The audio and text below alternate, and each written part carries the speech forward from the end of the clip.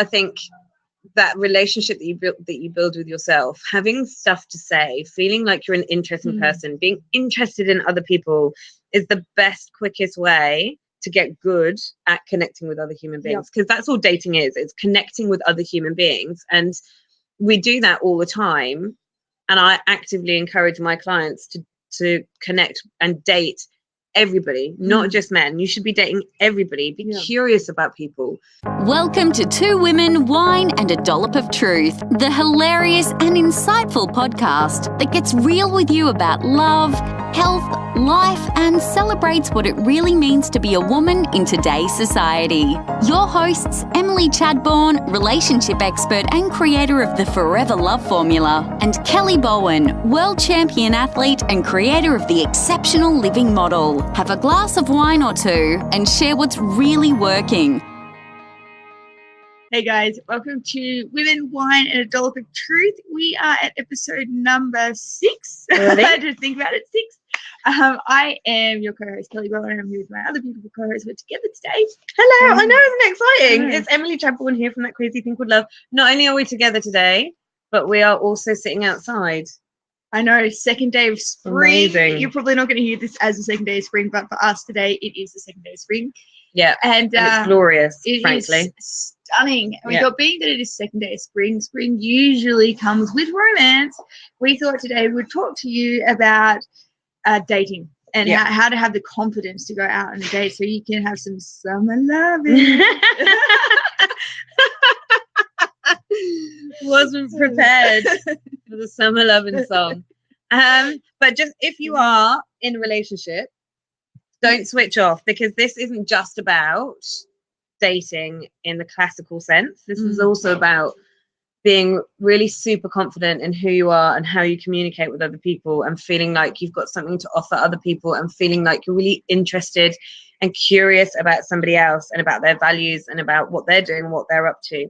So when we talk about dating, and it's tough for me because I'm a dating coach, so whenever I talk about dating, obviously it's normally in the context of relationships and looking for a partner and crime, whereas actually I think today what we're going to talk about in terms of dating is really about, like, how do we feel cool about being in our own skin and communicating with another human being? Because I'm a massive believer that you should date everybody all the time, yourself included. I'm a huge believer that we shouldn't just wait to communicate with a hot guy at the bar, that we should be having these conversations, hi, who are you, what are you doing, tell me a little bit about yourself. And it's fun, like, making new girlfriends, falling in love with new girlfriends is the most amazing experience as well. So it's not just this is purely for intimate relationships. And I also think too, if you are in a relationship, the dating doesn't finish once you all of a sudden become official.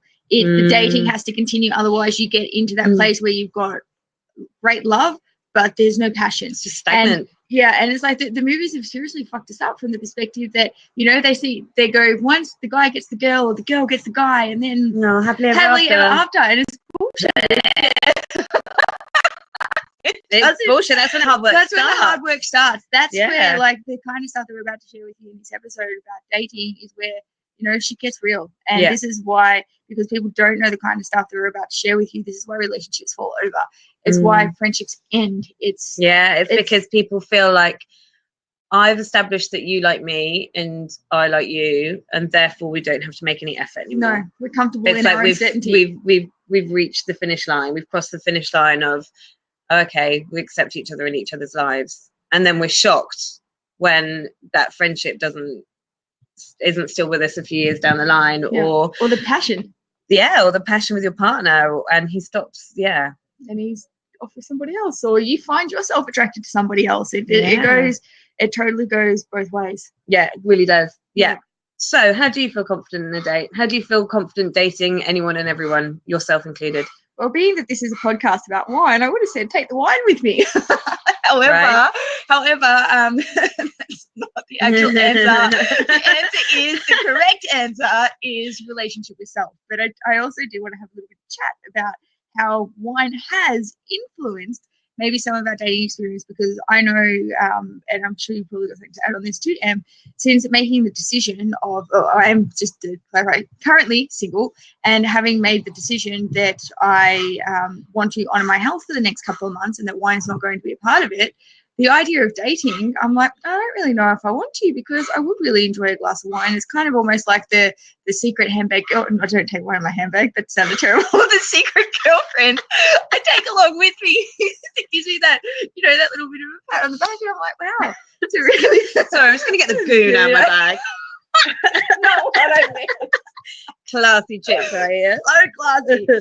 Not quite what I meant, but what I meant from the perspective of, it's the couple of glasses of wine, you feel like you relax a little bit, you're a little bit more calm open. the nerves, a little bit of confidence boost. Yeah, it's the secret girlfriend you can take with you that don't really know that you've got another girlfriend on the date with. Yeah, absolutely. And it's definitely the coping mechanism I used to use. Yeah. And it, yes, on actual dates, but also in general in life. Like, Yeah, oh God, I'm feeling a bit nervous about, maybe hanging out with a group of people that I don't know well. particularly well. So I'll smash down a couple of glasses of wine before I even go out. Yeah. And then you smash down a couple of glasses of wine while you are out, and then it's a bottle of wine later. At the party and you're dancing on the table. And everybody loves you. And but they don't. But do they? That's the question. Yes. Because do they love you, or do they love the version of you that is so overly confident because you've had a bottle of wine that it's actually not you at all?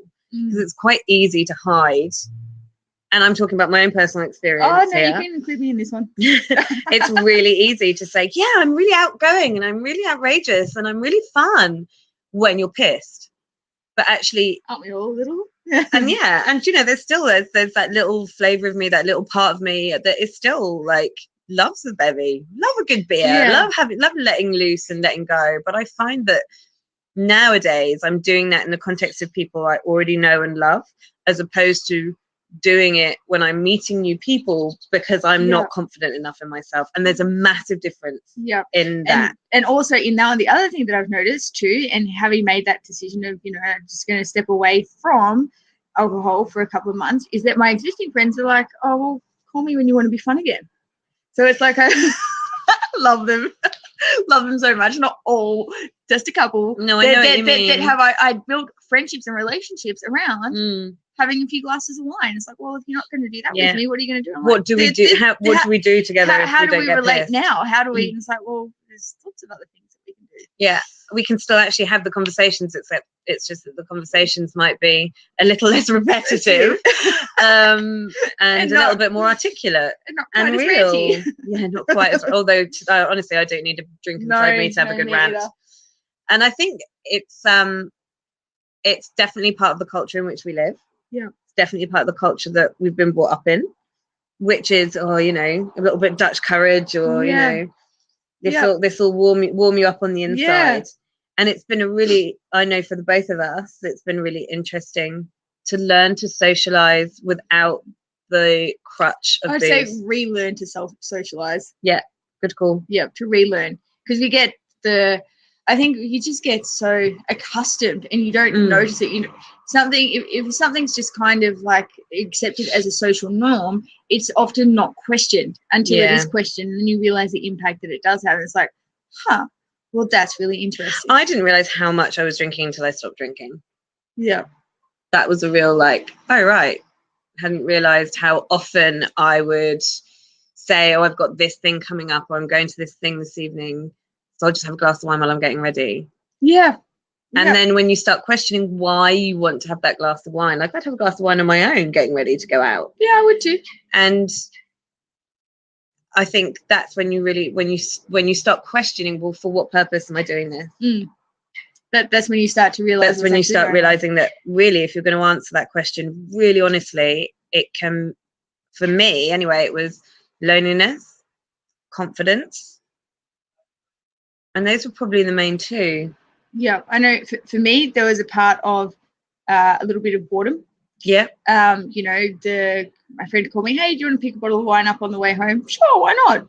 Not that I've got anything. I've got things to do, but this seems more fun. Why not? Yeah. Or I can do it with a glass of wine in my hand. Yeah, and which never happens. The wine happens, but the other thing doesn't happen. Yeah.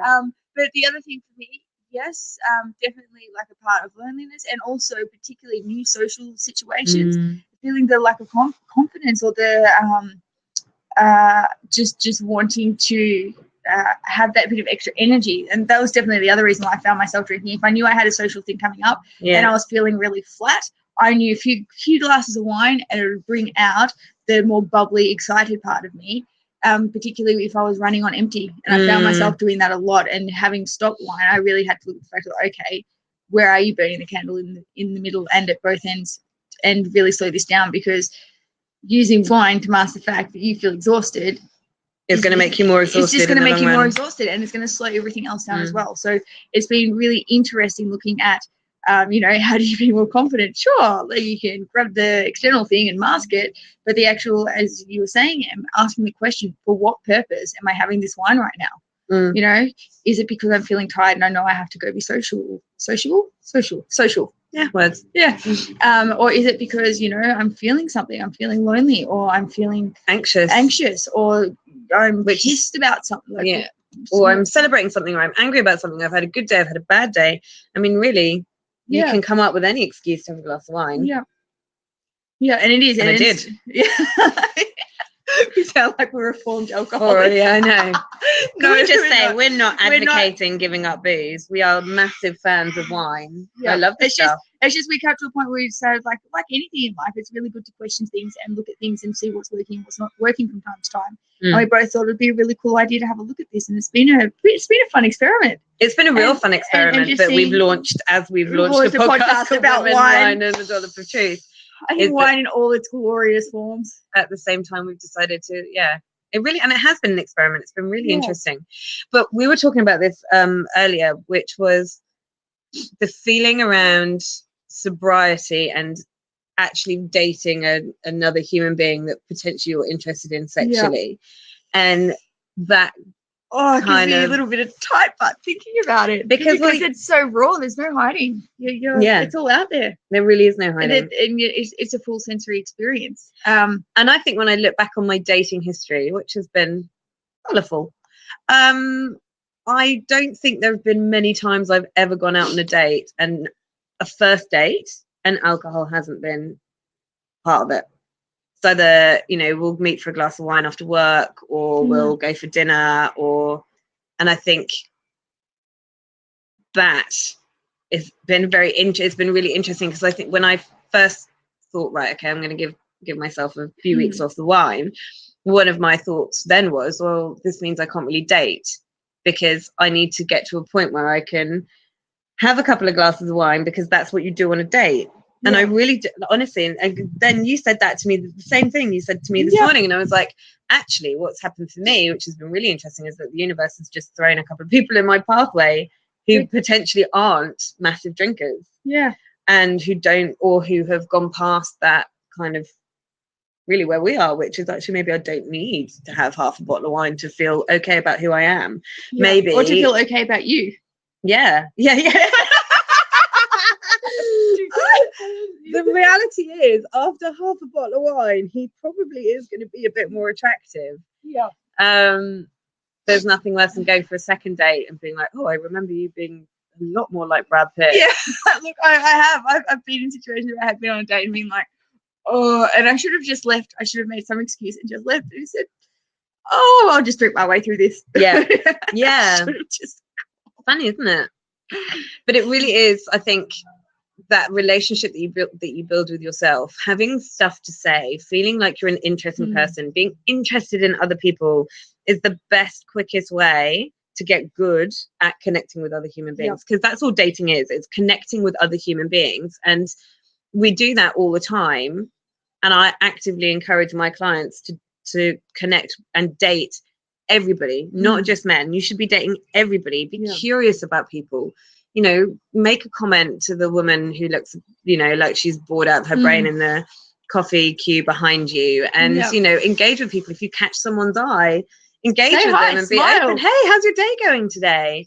That bringing that sort of curiosity to what other people are doing means that you get much more practiced and much more polished at just generally creating conversation.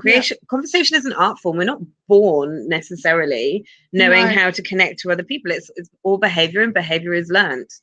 And the more you do it, like any other muscle in your body, the better you get at it. Remember, there was a book. So this is when I was wanting to learn to be more charming at this point. I think this is in my early. I can't imagine a time that you weren't, babe. Anyway, so I was like, what can I read? And there was a couple of books that I read. One that I highly recommend is, I've just forgotten it. How to Make Friends and Influence People. That's it. Yeah, that's so weird. I didn't know she was going to bring that up. I read that book when I was about 18, 19, and it was a massive game changer. Huge game changer. Just to how to interact with people and how to make people feel good. And the thing is, if you go into every conversation that you have and your genuine intention is to make the other person feel good, you are going to, like, your whole world will change, and this whole dating thing won't seem so scary. And two, in practicing it with everybody that you meet in every conversation that you have, regardless of whether you know the person or not, and just have the general intention of you want to leave this conversation with the other person feeling a little bit better about themselves. It will completely change the way the world that responds to you. And that book was such a game changer in that. There's a couple of others that I read that were kind of off topic, but that was like a really, really impactful one, just in understanding people and understanding how people think, and even just like the general thing that everybody's favorite topic is themselves. It's so true. And if you get stuck, just ask the person questions about themselves, and they will more than happily answer. My mum always used to say to me that the art of conversation is just asking a couple of really good questions and then letting the other person get on with it. My mum is not the most, she's not the most sort of social butterfly woman in the world. She's absolutely glorious, but there were times where Dad would drag her out to a party and she really didn't want to go, and that was always her hint was here's I remember her saying this to me when I was really young. Sometimes you just have to go and ask some questions and nod along to the answers, because the moment that we start making anything about us, that's the moment that nerves come up. That's the moment we start questioning ourselves. Are we going to be good enough? Is this person going to like us? And we start trying to sell ourselves to another human being. Oh my God, am I being funny enough? I need to be funnier. And then you stop being funny, you just become sarcastic, and then weird. And a bit weird. You're like, really like me. Please like me. And you turn into this person that's almost so self-obsessed that they forget to look at the person that they're talking to. And actually, if you can approach somebody else in conversation with a genuine sense of curiosity and stop making it about you, my God, that makes interactions on all levels so much easier. And this works professionally. It works if you're starting a new job. It works if you just moved area and you need to meet the new mums in the new playground instead of new gym, new whatever, whether it is dating, whether it's making new friends. If you go into that interaction thinking, what is this person going to think of me? What do I have to offer? Who am I? What do I want to say? How confident am I going to appear? You are just going to internally start collapsing in on yourself. Whereas if you approach the interaction with a, hey, tell me a bit about you. What do you do? What's going on in your life? How many children do you have? What's your favorite gym exercise? I like that word. And actually, as I'm laughing at myself there, that is another key to it. Don't take yourself too seriously. Like when we take ourselves so fucking seriously, and we've got to hang that hat up. We really do, because the more you can laugh at yourself, and the more you get your own little quirks and poke at them, the easier that kind of stuff becomes. And the more relaxed you become with yourself, the more permission you give others to be relaxed around you. So true. The more that you can, like, if you actually listen to the way Em and I talk, we fuck shit up all the time. Oh my God, we're the queens of fucking shit up. So Kelly did this. Can I tell them? Yeah, go for it. Kelly did like a little marketing thing today with a picture and some writing over the thing about women, wine, and a dollop of truth. And she managed to write wine, and a dollop of truth instead of women, wine, and a dollop of truth. And we're the first person. Do a few years ago, if something like that had happened, I would have been like, oh my God, damage control. Like, what do we do? What are people going to think about the fact that we basically can't even say our own name? Can't even say the name of a podcast, because neither of us picked up on it. It was actually our business coach that sent us a message saying wine, ladies, wine. Is this where you just get pissed and a whole lot of stuff comes out your mouth? I'm like, kind of. No, but I'm glad to see you reading our stuff. Yeah, good on it. Well done. Thanks, Gabby. Yeah. But now, because I'm okay with the fact that I'm a human being and I'm not perfect and I fuck stuff up all the time, and I see the humor in that. Yeah. And I forgive myself for it. Therefore, I don't even think there is anything to forgive. well, no, but you lead. That's how you lead, isn't it? Like a few years ago, I would have beaten myself up for that mistake, even though it was yours, technically. No blame. But I would have been I would have been so worried about the judgment of other people, which is just a reflection of my own judgment of me. And now when you lead from a place of, hey, great, hey, guess what, guys, we really fucked this off. We fucked this up. There we go, right there. We really fucked this up.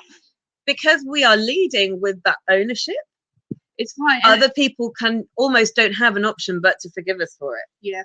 Because what we're not doing is saying, oh my God, we're really sorry. Oh my God, are you all right with the fact that we said wine instead of women wine? What we're doing is we're saying, yeah, this happened. We're normal human beings. What are you going to do about it? If you're hanging out with us, you're going to get it. So yeah, the more you get, the better it is for everyone. I think that brings us back to the original question that you asked me at the beginning of the show. How do we feel confident to go dating? And I said why, and then I was like, the real answer is relationship with self. Totally. Like this here is relationship with self. Everyone I both know, we're big picture people, so we suck at the detail. So if you give us like, you know, the writing stuff, it's a detail orientated task for us, and I make no apologies for the fact that I'm gonna miss stuff like that. Yeah, totally. I misspell, misword. There are people that are brilliant at detail, and if you are, I need some of you in my life. Yeah. Please feel free to contact Please come us. and edit all of our copy. But we make no apologies for this, and this is when you start to become comfortable with who you are and your own little quirks. I think it makes this stuff like going out and dating so much more easier and fun. And I think too, dating, we've touched on it. Dating is an attitude of curiosity. It really and is. It's not just with your partner.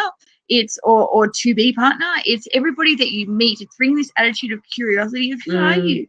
Who are you? What are your values? Do those values fit in with my life? Are you the sort of person that I want to ride along in my life with me? Not, am I going to be enough for you? How do I sell myself to you? How do I convince you to like me? It's actually, I really like myself. I think I'm pretty cool. I don't need the 7 billion people in this world to love me. No. That's like, there are 7 billion people in this world. I'm not everyone's cup of tea. There'll be people who are watching this who are like, do not like that small little English girl. And I'm completely cool with that. Or that I probably don't like you either. Yeah. That's cool. cool. And it's cool. Like, I don't need to be loved or liked by anyone. But the people that do like me really like me. Yeah. And I really like me. Not all the time, really thanks, babe. You're all right. And it's about cultivating that relationship with self, and it sounds really cliched, but it's a cliche for a really good reason, because it works. Yeah. It can't be any other way. No. Like, you cannot be loved and liked by other people if you don't love and like yourself. Exactly. You will which you might do. That's a different podcast, a different channel. But if we were to sum this up if we were to put this into a step-by-step thing to how to have people feel confident going out dating, what would you put? So there's three things? Three steps. If we were to put this into 3 steps, and what do you think that'd be? I think the first one would be curious. Yeah. Be curious about other people. Look externally to what other people are doing, as opposed to looking internally to criticize yourself. Yeah. So that would be the first one for sure. Yeah. The second one would be date everyone all the time. Date the 59-year-old fat balding guy, and date the 20-something-year-old woman, and date your friends, and date yourself, and date your business colleagues, and date your potential business partners. Date everyone. Learn to develop the muscle behind conversation and communication, because then what happens is, when you do go out on a date with a guy that you fancy, that muscle has already been exercised. It doesn't feel like a real foreign thing. And I think we underestimate sometimes how deprived of connection we are in such a connected, socially, like social media connected, world. Is that, I know loads of my clients, when they first come to me, they talk to me, I ask them what their week looks like. They go to work, they communicate through work speak, which isn't the language of the soul. They come home, they sit in front of the television, they might see a couple of friends over the weekend, and that's it. Whereas actually you can communicate with everybody all the time. Speak to the guy on the tram, ask the ticket man how his day is going. Be curious and be proactive. Yeah, like that kind of stuff. I'm amazed the amount of times I've been through checkout and I've actually stopped a meet eye contact with the person, ask them how their day is, and watch them like light up. There was even the other week, one of my girlfriends and I were in the city and we're waiting for some friends to come and meet us because we're about to go out for dinner. And we're like, oh, we'll just go over to the 7-Eleven and get some money out. And as we went in there was these two homeless people sleeping out the front of the 7-Eleven. And her and I, it was like we both had the same idea at the same time. We're like, well, if we're getting money out, why don't we, get a bit of extra cash and give it to them too? Because life can be hard sometimes. And I couldn't even imagine what it would be like to be in a place where you've got no one and you're left to sleep on the street. So we both got a bit of extra cash out. And we went and gave this one guy, because we were not sure where his friend was, but we both gave him $20 each. And the just connecting with him and stopping to take that time. Giving another human being significance is one of the most powerful things. If you want to be liked, and give significance to another human being. It was literally like we dropped 10K in his lap. He was like, oh my God, can you 10K in my lap? Oh, that's but it was literally like, can you afford this? Are you sure? And we're like, it's the least we can do. Like, I hope this makes your day better. But even just that simple stopping and connecting and just showing, being present with someone else. And like we were saying, and we live in a world where we're so connected, but we're so disconnected. Yeah, we are. But just stopping, and I can't like the and that's where booze comes into it again. Yeah, because who needs a friend when you're at home with a bottle of wine and X Factor? And the funny thing is, and that's the other thing I noticed, alcohol, like it masks things. Yeah, it doesn't connect you. No, and, it doesn't. We use wine. We use it as a social tool, and yet it keeps a social connection. Yes, yet it keeps us disconnected from what's really going on. What you said was just good then. Yeah. Yeah, we got that. Is it recording? Okay, so tangenting again. So yes, being curious, really being proactive and showing significance to other people. But more important than that, and this kind of underpins everything else, is getting really freaking clear on your own values, getting clear on what you want your life to look like, who you want to ride with, what kind of people do you want to surround yourself with. Because what you're then doing is, when you are connecting with other people and when you are being curious about other people and showing other people significance and connection, you're actually also assessing them to see whether or not they have the right to be in your life. Because your life and your relationship with yourself is the most important, and you should be really picky about the sorts of people that you hang out with. It's not a case of, oh, and I see this with clients, I'm not making any effort, I've kind of not made love my priority, and I'm not proactive, so I'm not open and looking for opportunity or creating opportunity. And then what happens is I end up in my late 30s and some guy who is totally not right for me shows me some interest, and I'm so petrified of being alone that I settle for him. And it's because you're not clear on your values, you're not clear on how valuable you are as a human being.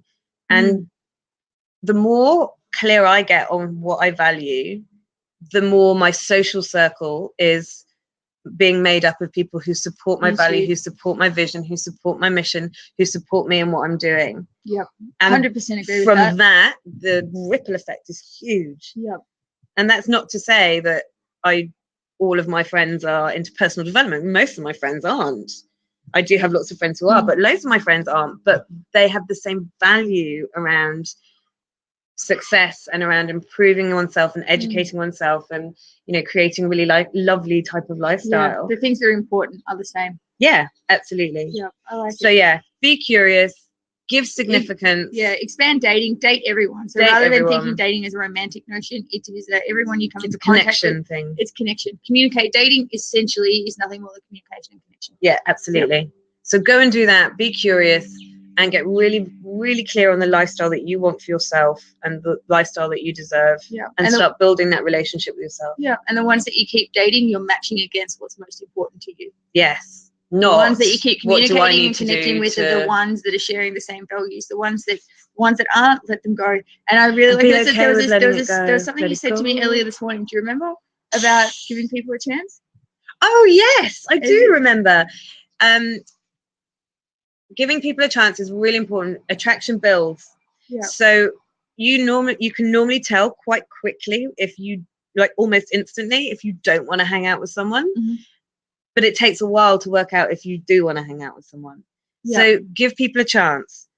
Just because he looks like Brad Pitt. Well, this is the example, isn't it? Yeah. Like you could be talking to a guy who looks like Brad Pitt, but if you find out that he kills puppies, You all don't of wanna a see him sudden again. he might be less attractive to you.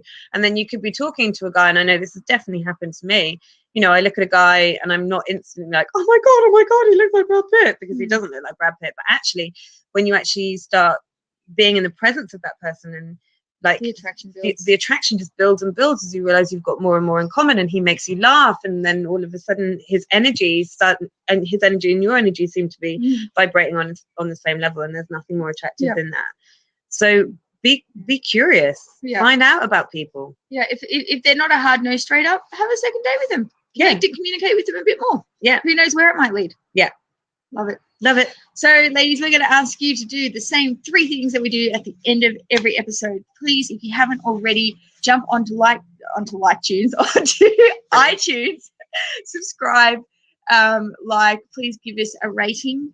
Also, if you're not already, please come over and join us in the Women, Wine and a Dollop of Truth Hangout, the Facebook group, so we can continue the conversation. Let us know how you go on your dating adventures and how you're going connecting and communicating. I will put the book resource up there. It was, I forgot it again. How to Win Friends and Influence People. Thank you. I will put that up in the resources. And the third thing, if you've got value out of this, please share it with your girlfriends, because if you have, I'm sure they will too. And bring them over to the Hangout, because we'd love to get to know you all and really build an epic community together. Awesome. Thanks for watching episode 6. Thank you, ladies, and happy spring. Happy spring. Bye. Bye.